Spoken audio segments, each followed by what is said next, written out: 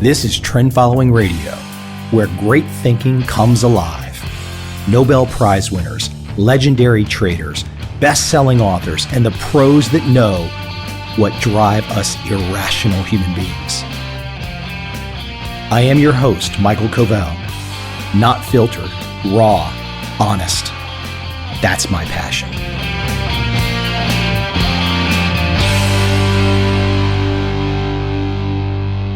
Isn't that true? Because today, let's face it, the Gimp, that classic phrase from Quentin Tarantino's Pulp Fiction, the Gimp is the average investor. The Gimp is the investor that's not in control, either by their own choice or choices put upon them. They're not in control. They are left to the machinations and maneuvers of forces. They don't think clearly. They don't know what to do. They don't know how to act. They don't know how to make a decision. Their decision is really simple. Sit tight and trust the powers that be and that they will take care of everything. That's what I call Gimp Investing.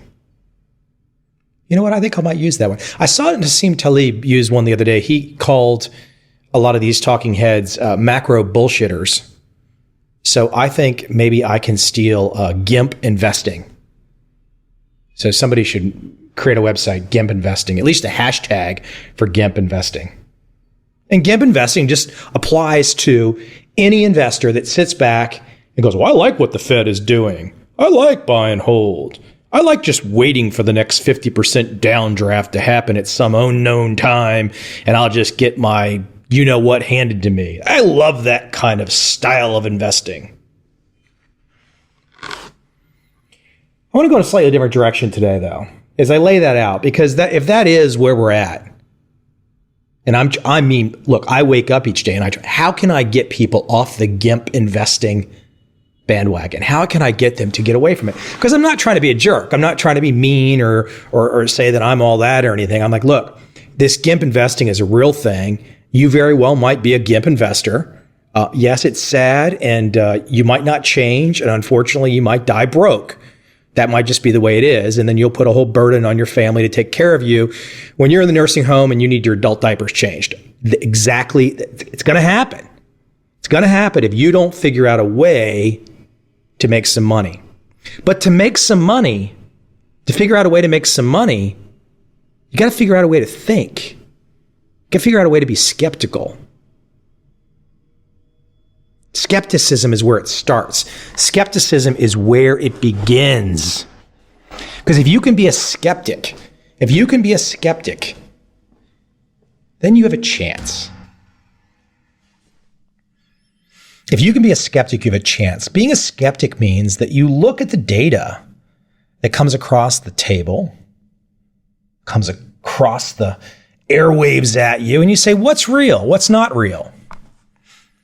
And let me tell you something that's happened with me over the years, I've always been good at digging. And I've talked about this on a podcast before, but I do have a fascination with dinosaurs, and I always have. There's actually, I lived the last 5 years in San Diego. I'm in Saigon right now. And in San Diego, they have a museum where they have people and dinosaurs together, because whoever put the museum together is intent on proving that people and dinosaurs roamed the earth at the same time. Now, there's no available evidence for that little story, but they want to create that story. And I think that's what Gimp Investing is too. Gimp Investing is, just trust the Fed, just trust the leaders, they'll take care of me, trust buy and hold. There's really not any evidence that makes a lot of sense, because we've seen 250% downdrafts in the S&P in the last 13 years. We will see another one. I can't tell you when, but we'll see another one. It could be bigger than 50%. Let me get back to dinosaurs for a second. So I love dinosaurs. I have a full-size scale replica of a T-Rex skull and a Triceratops skull. Very cool. Awesome. All the kids always want to go ahead and take pictures, and they put their heads in the mouth of the T-Rex and get a picture with their head in the mouth. But I had a chance also, as I'm speaking about T-Rexes and dinosaurs and digging and being a skeptic, I'm leading somewhere. Because this idea of thinking, this idea of digging, being an archaeologist, this way of getting under and finding out what's going on and seeing what the data shows, not just trusting the system, trusting the stories, not just trusting what you've been told. Jack Horner, out of Montana, big paleontologist. He's done more dinosaur work than just about anybody. And he says he's fortunate at finding things. He wanders. And he's found a few things. He figured out that dinosaurs build nests. He figured out that dinosaurs live in colonies, that they cared for their young, they traveled in herds, they're very social. He figured out that dinosaurs change shape, their skulls change shape from children to adult. Now, most of this was not common knowledge. You had people spend their entire adult lives putting together information that was nothing like what Horner had put together. But Horner just walked into it wide-eyed. He didn't really have a plan. He just kind of said, what's the data going to show me? What can I deduce from this data that makes the most sense? And if you watch his videos, and I'm going to play a video at the end here. Actually, obviously, it's not a video. It's an audio clip of a TED speech that he gave, which is great because it'll give you an idea of how he thinks and how he wanders through. I think back to how I got started. I started looking at performance of trend following traders. And I started looking at the month-by-month performance data of trend following traders. And you could see they were making money and losing money roughly at the same times, even when they had no association with each other.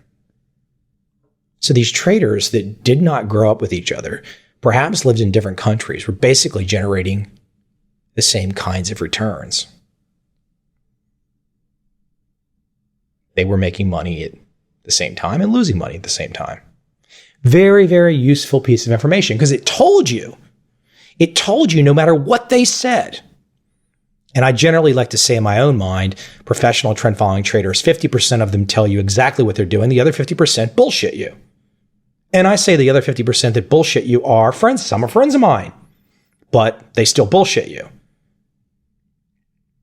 It's all in the performance data.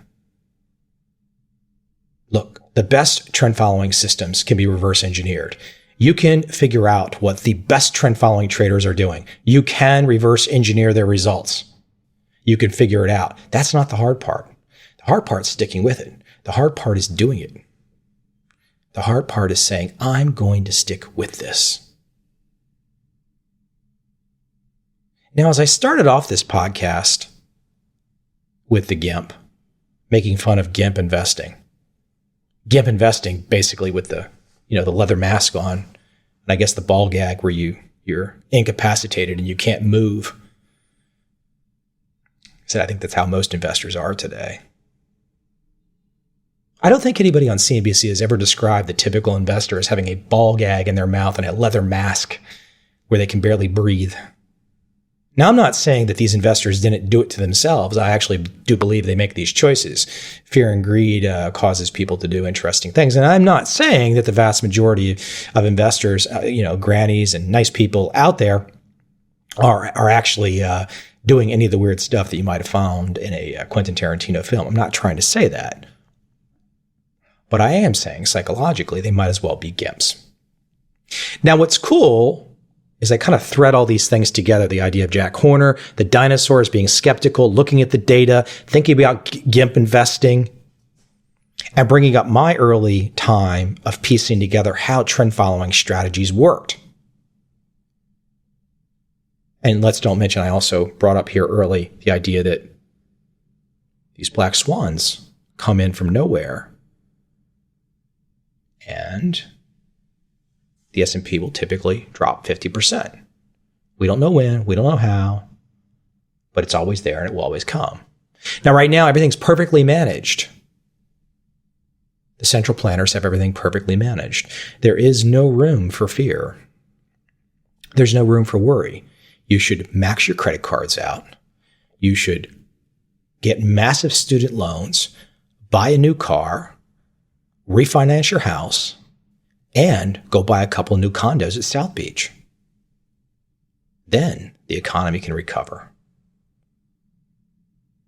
Now, do you really want to bet on that? Of course not. Nobody wants to bet on that. Nobody wants to bet on that. But that's what you're betting on if you're doing Gimp investing. And trend following, just to cut to the chase, is the other side of the coin. Trend following is the style of trading that says, if you're willing to take those small losses, you're almost invincible. Meaning when the trade goes against you, if you get out quickly and come back to play another day, dust off, come back to play for another day, have no ego involved, you don't have to be right. You just need to get out, take your lumps, and go home and come back to play again when the time's right. If you can take the small losses, you're almost invincible. Because taking those small losses, put yourself in a position. Then when the black swan hits, and Gimp Investing, which right now, in the summer of 2013, in mid-July, Gimp Investing looks fantastic. Who is Mike Covel to criticize Gimp Investing in the summer of 2013? It's doing fantastic. Everyone's happy. It never lasts. That's where trend following fits in. Trend following gives you the chance. When the sheep style, when the Gimp style, when it stops working, and it usually happens fairly quick, when it stops working, trend following gives you a chance to survive. Sometimes it's not only about making money, it's about surviving. Sometimes if you can stop from losing, you actually make money. I want to end, though, with something a little different. I want to play this excerpt from Jack Horner, paleontologist from Montana, the biggest T-Rex fossil hunter around, the guy whose research basically was all of the Jurassic Park movies, except the mosquito and the amber resin. I think that was essentially nonsensical. I think that was a little bit of creative license there with Michael Crichton and Steven Spielberg. But Jack Horner's basic work was the foundation for those movies. And I think it is useful to allow yourself to listen to something completely different. Listen to how an expert thinks. Listen to how an expert goes through learning, how he stumbles through and wanders into things. It's not always linear. I have some people, sometimes they complain with me, I want everything in a straight line. Give it to me in a straight line. If you don't give it to me in a straight line, I'm going home. Go home. I don't care. It's not a straight line. The world's not a straight line. Chaos is not a straight line. If you want to try and make chaos a straight line, you're going to have a rough life. Anyways, without further ado, I want to play this clip from Jack Horner and think about what he's saying and attach his words to investing. Attach his words to good investing, good trading, good trend following trading. I think it all connects. It connects nicely. When I was growing up in Montana, I had two dreams. I wanted to be a paleontologist, a dinosaur paleontologist, and I wanted to have a pet dinosaur. And so that's what I've been striving for all of my life. I was very fortunate early in my career. I was fortunate in finding things. I wasn't very good at reading things. In fact, I don't read much of anything. I am extremely dyslexic, and so reading is the hardest thing I do. But instead, I go out and I find things, and I just pick things up. I basically, practice for finding money on the street.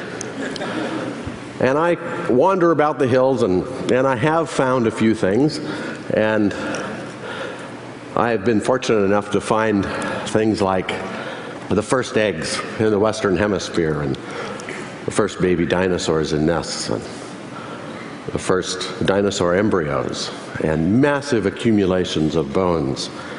And it happened to be at a time when people were just starting to begin to realize that dinosaurs weren't the big, stupid, green reptiles that people had thought for so many years, and people were starting to get an idea that dinosaurs were special. And so, at that time, I was able to make some interesting hypotheses along with my colleagues. We were able to actually say that dinosaurs, based on the evidence we had, that dinosaurs built nests and lived in colonies and cared for their young, brought food to their babies, and traveled in gigantic herds. So it was pretty interesting stuff. I have gone on to find more things and discover that dinosaurs really were very social. We have found a lot of evidence that dinosaurs changed from when they were juveniles to when they were adults. The appearance of them would have been different, which it is in all social animals. In social groups of animals, the juveniles always look different than the adults. The adults can recognize the juveniles can recognize the adults. And so we're making a better picture of what a dinosaur looked like, and they didn't just all chase jeeps around. But it is that social thing that I guess attracted Michael Crichton. In his book, he talked about the social animals, and then Steven Spielberg, of course, depicts these dinosaurs as being very social creatures. The theme of this story is building a dinosaur, and so we come to that part of Jurassic Park. This is, Michael Crichton really was one of the first people to talk about bringing dinosaurs back to life. You all know this story, right? I mean, I assume everyone here has seen Jurassic Park. If you want to make a dinosaur, you go out, you find yourself a piece of petrified tree sap, otherwise known as amber, that has some blood-sucking insects in it, good ones, and you get your insect and you drill into it and you suck out some DNA, because obviously all insects that suck blood in those days suck dinosaur DNA out, and you take your DNA back to the laboratory and you clone it, and I guess you inject it into maybe an ostrich egg or something like that, and then you wait, and lo and behold, out pops a little baby dinosaur. And everybody's happy about that. And they're happy over and over again. They keep doing it. They just keep making these things, and then the dinosaurs, being social, act out their socialness, and they get together and they conspire. And of course, that's what makes Steven Spielberg's movie, conspiring dinosaurs, chasing people around. So I assume everybody knows that if you actually had a piece of amber and it had an insect in it, and you drilled into it and you got something out of that insect and you cloned it and you did it over and over and over again, you'd have a room full of mosquitoes, right? Or maybe, and probably a whole bunch of trees as well. Now, if you want dinosaur DNA, I say, go to the dinosaur. So that's what we've done. Back in 1993, when the movie came out, we actually had a grant from the National Science Foundation to attempt to extract DNA from a dinosaur. And we chose the dinosaur on the left, a Tyrannosaurus rex, which was a very nice specimen. And one of my former doctoral students, Dr. Mary Schweitzer, actually had the background to do this sort of thing, and so she looked into the bone of this T-Rex, one of the thigh bones, and she actually found some very interesting structures in there. They found these red circular-looking objects, and they looked, for all the world, like red blood cells. And they're in what appear to be the blood channels that go through the bone. And so she thought, well, what the heck. So she sampled some material out of it. And it wasn't DNA. She didn't find DNA. But she did find heme, which is the biological foundation of hemoglobin. And that was really cool. I mean, that was interesting. I mean, here we have 65 million-year-old heme. Well, we tried and we couldn't really get anything else out of it. So a few years went by, and then we started the Hell Creek Project. And the Hell Creek Project was this massive undertaking to get as many dinosaurs as we could possibly find, and hopefully find some dinosaurs that had more material in them. And out in eastern Montana, there's a lot of space, a lot of badlands, and not very many people, and so you can go out there and find a lot of stuff. And we did find a lot of stuff. We found a lot of tyrannosaurs, but we found one special tyrannosaur, and we called it B-Rex. And B-Rex was found under 1,000 cubic yards of rock. It wasn't a very complete T-Rex, and it wasn't a very big T-Rex, but it was a very special B-Rex. I and my colleagues cut into it, and we were able to determine by looking at lines of arrested growth, some lines in it, that B-Rex had died at the age of 16. We don't really know how long dinosaurs lived because we haven't found the oldest one yet. But this one died at the age of 16. We gave samples to Mary Schweitzer, and she was actually able to determine that B-Rex was a female based on medullary tissue found on the inside of the bone. Medullary tissue is the calcium buildup, the calcium storage basically when an animal is pregnant, when a bird is pregnant. So here was a character that linked birds and dinosaurs. But Mary went further. She took the bone and she dumped it into acid. Now, we all know that bones are fossilized.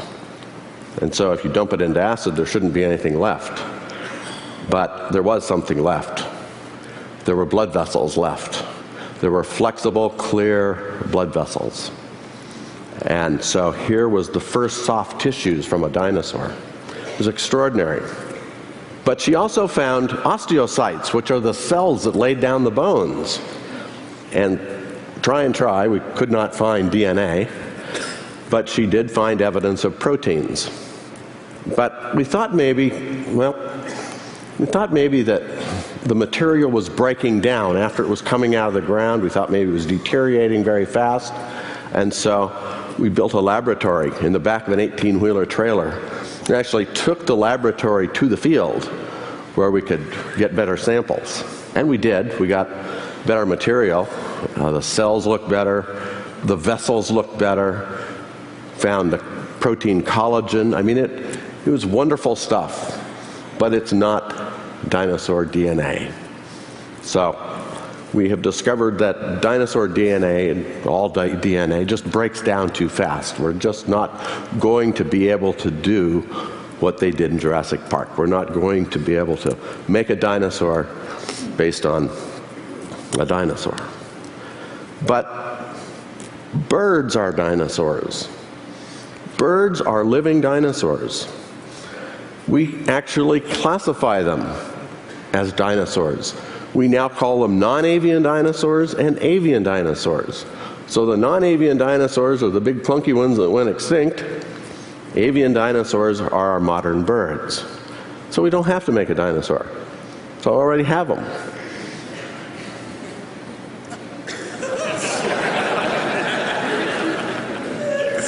I know you're as bad as the sixth graders, right? The sixth graders look at it and they say, no.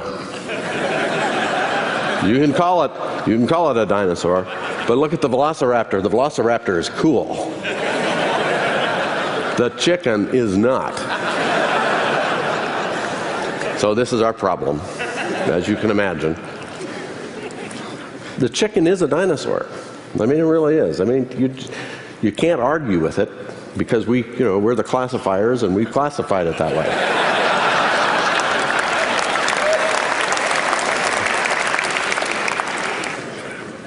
But the sixth graders demand it. Fix the chicken. So that's what I'm here to tell you about, how we're going to fix a chicken. So we have a number of ways that we actually can fix the chicken. Because evolution works, we actually have some evolutionary tools. We'll call them biological modification tools. We have selection. And we know selection works, right? I mean, we started out with a wolf-like creature, and we end up with a Maltese. I mean, that's definitely genetic modification. or any of the other funny-looking little dogs. We also have transgenesis. Transgenesis is really cool too. That's where you take a gene out of one animal and stick it in another one. That's how that's how people made glowfish. You take a glow gene out of a coral or a jellyfish, and you stick it in a zebrafish, and they glow. And that's pretty cool. And they obviously make a lot of money off of them. And now they're making glow rabbits and glow all sorts of things. And I guess we could make a glow chicken. But I don't think that'll satisfy the sixth graders either. But there's another thing, and there's what we call atavism activation. And atavism activation is basically, an atavism is an ancestral characteristic. You've heard that occasionally children are born with tails. And it's because it's an ancestral characteristic. And so there are a number of atavisms that can happen. Snakes are occasionally born with legs. And here's an example. This is a chicken with teeth. A fellow by the name of Matthew Harris at the University of Wisconsin in Madison actually figured out a way to stimulate the gene of teeth, for teeth, and so was able to actually turn the tooth gene on and produce teeth in chickens, which, now that's a good characteristic. We can save that one, right? We know we can use that. We can make a chicken with teeth. That's getting closer. That's better than a glowing chicken. A friend of mine, a colleague of mine, Dr. Hans Larson at McGill University, is actually looking at atavisms, and he's looking at them by looking at the embryogenesis of birds and actually looking at how they develop. And he's interested in how birds actually lost their tail. He's also interested in the transformation of the arm, the hand, to the wing. He's looking for those genes as well. And I said, well, if you can find those, I can just reverse them and make what I need to make for the sixth graders. And so he agreed, and so that's what we're looking into. If you look at dinosaur hands, a velociraptor has that cool-looking hand with the claws on it.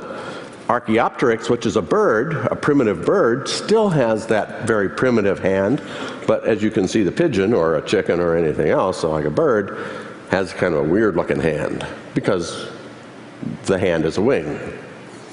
But the cool thing is that if you look in the embryo, as the embryo is developing, the hand actually looks pretty much like the Archaeopteryx hand. It has the three fingers, the three digits.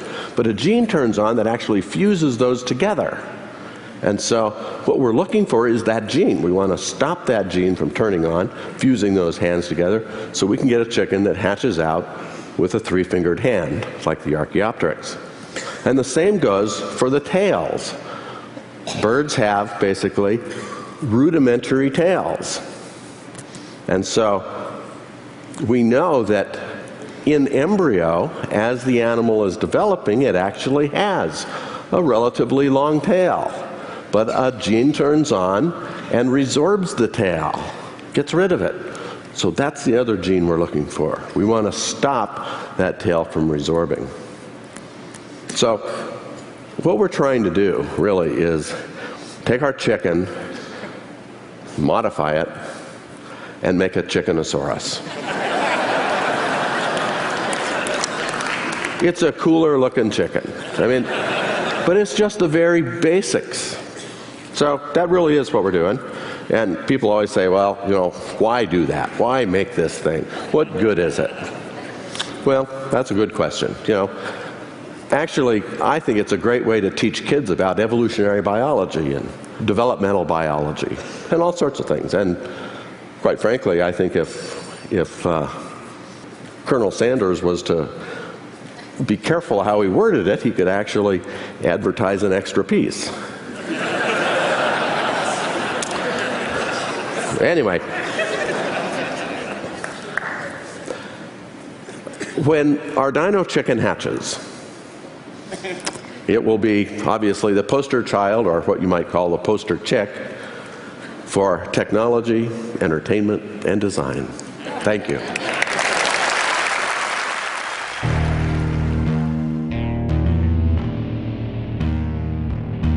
I see a time when those awake will understand how to make money in up, down, and surprise markets.